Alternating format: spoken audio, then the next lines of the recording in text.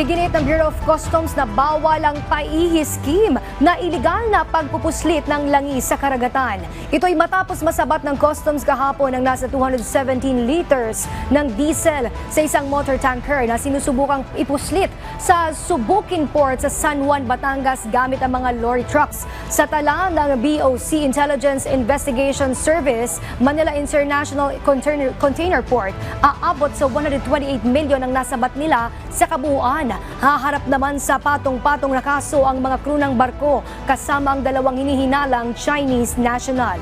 At patuloy na tinutunton ng Customs naman ngayon ang pinagkukunan ng langis ng barko.